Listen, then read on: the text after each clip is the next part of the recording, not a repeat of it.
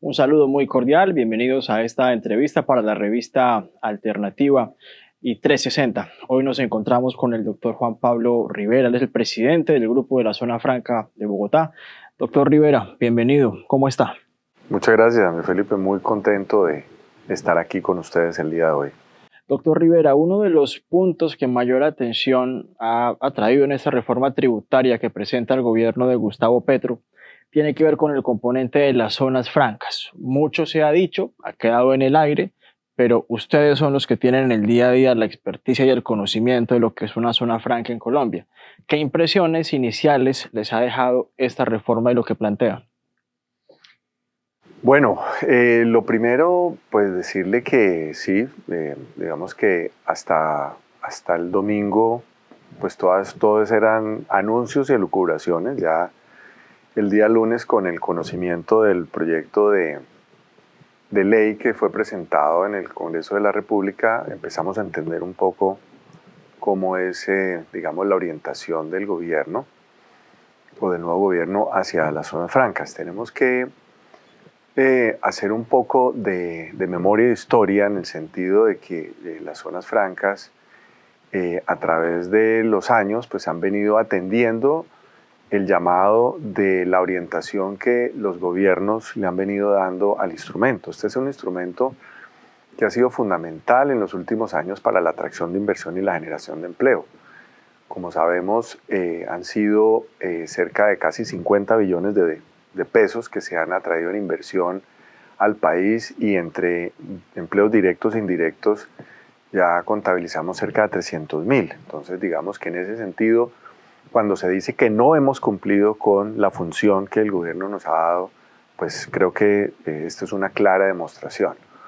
Frente a la preocupación que tiene el gobierno y que expresaba hoy el ministro Ocampo en su presentación aquí en el SEC sobre el déficit comercial y de balanza de pagos que tiene el país, pues expresarles que las zonas francas hoy en día están exportando. El año pasado se exportaron 2.700 millones de dólares con una balanza comercial positiva, que esto es muy relevante, de cerca de 1.300 millones de dólares.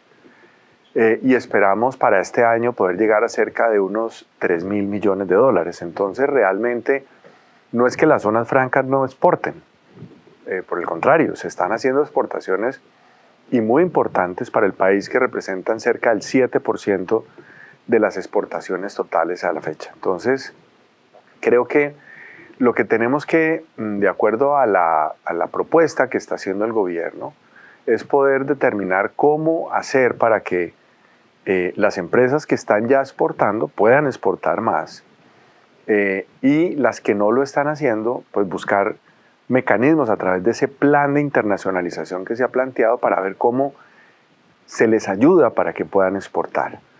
Y digo se les ayuda porque esto no es un tema que sea, digamos, de interés exclusivo del particular por mantener una tarifa, sino que, como bien lo dijo el ministro, es un interés nacional, es un interés donde el gobierno también debe tener una jugada importantísima para que podamos lograr el cometido. Son muchas las barreras, son muchos los inconvenientes, son mucha la falta de competitividad que tienen las empresas colombianas para poder exportar. Adicionalmente, como sabemos, muy posiblemente viene una recesión. El mercado, como lo expresaba también el ministro en su presentación, el comercio internacional no ha crecido y no está creciendo. Entonces, pues son más grandes los retos, y todo eso lo debemos acompasar para efecto de que podamos realmente cumplir con esa meta, porque al final, pues ¿quién no quisiera que Colombia estuviera exportando 5 o 10 veces más de lo que exporta? Todos lo queremos hacer. Y ahí qué pena que le interrumpa. El presidente Petro ha sido enfático en que Colombia tiene que exportar más, pero las exportaciones pues necesitan incentivos, motivaciones, razones. ¿Cómo lograr eso? Que creo que es a lo que usted iba, porque no nacen de la nada, ¿no? Claro, claro, es que en eso también tenemos que ser muy conscientes, porque realmente la competencia por la atracción de la inversión, que al final se convierte en esa inversión exportadora, pues porque no solamente dependen de las ventas locales, sino también internacionales, de lo que nosotros llamamos las grandes anclas, requieren tener unos incentivos para poder lograr ese cometido. Entonces, yo pongo un ejemplo muy fácil, el mexicano. El gobierno mexicano decretó una zona franca a todo lo largo de la frontera con Estados Unidos. El presidente López Obrador, cuando llegó a su gobierno, lo primero que hizo fue decretar una zona franca a todo lo largo de la frontera de 20 kilómetros de ancho, donde las empresas que se establecen ahí pagan el 21%. Gracias a eso, hoy en día en México se están llegando cantidades de empresas, obviamente que tienen una orientación hacia el mercado americano, tienen un interés pues, muy marcado hacia el mercado americano. Y esto pues, demuestra claramente lo que tú estás diciendo, y es que la inversión es inteligente y se aloja o llega a donde el país es más amigable con la inversión. Entonces nosotros tenemos que tener la inteligencia para mantener lo que tenemos, ¿cierto? Poder potenciar eso que ya tenemos en Colombia, pero adicionalmente traer muy importantes nuevas inversiones que a través de lo que se conoce hoy en día como el nearshoring, que son las empresas que están saliendo del Asia hacia América y hacia otras regiones para estar más cerca de los mercados por la disrupción de las cadenas logísticas y de las cadenas de valor, pues seamos capaces de atraerlas. Se dice que el potencial que podría tener Colombia, según estudios del BID, de atraer parte de esos 75, 80 mil millones de dólares de nearshoring que deben estar saliendo del Asia hacia esta región, Colombia podría tener un potencial de tan solo 2.500 millones de dólares. Nosotros deberíamos tener la capacidad de atraer por lo menos el 10, el 15% de esos 80 mil millones de dólares. Veía en estos días en una revista que tengo una suscripción de la industria mexicana, como por ejemplo Bosch acaba de montar una planta de fabricación de neveras, una cosa tan básica como fabricación de neveras, que tiene una inversión de 5.200 millones de dólares para exportar neveras a Estados Unidos, a Canadá y a la región. Entonces, realmente ahí es donde nosotros pensamos que las zonas francas tienen un potencial inmenso si logramos encadenar las zonas francas especiales como los atractores de esas grandes anclas, que a pesar de que en la reforma están planteando que se les debe eliminar de tajo el incentivo, pensamos que estas zonas francas especiales, que primero se establecieron en el país con unas reglas de juego, con unas condiciones que ya han cumplido en inversión y empleo, pues primero no les podemos quitar esos incentivos de tajo porque estaremos incumpliendo con unos compromisos que además son unos actos públicos que se firmaron con estas empresas. Y segundo, habrá muchas de ellas que puedan exportar seguramente si se les da la oportunidad de plantear el plan de internacionalización, o de pronto hay algunas que no. ¿Qué vamos a hacer con esas empresas? Seguramente algunas de esas empresas lo que están haciendo es una sustitución de importaciones, que a la final ayuda a la balanza de pagos del país también. Entonces, yo creo que estos son temas que debemos discutir ampliamente con el gobierno para entender entre las partes cómo podemos hacer para que un instrumento con tanto potencial como las zonas francas, entre las zonas francas especiales y las zonas francas permanentes, que son las uniempresariales y las multiempresariales, podamos hacer de Colombia realmente un hub exportador y de atracción de nuevas inversiones al país que le puedan cambiar la cara no solamente al comercio exterior colombiano, sino también a la base industrial. Ahora que estamos hablando de la reindustrialización, ¿hacia dónde queremos que el país vaya en materia industrial?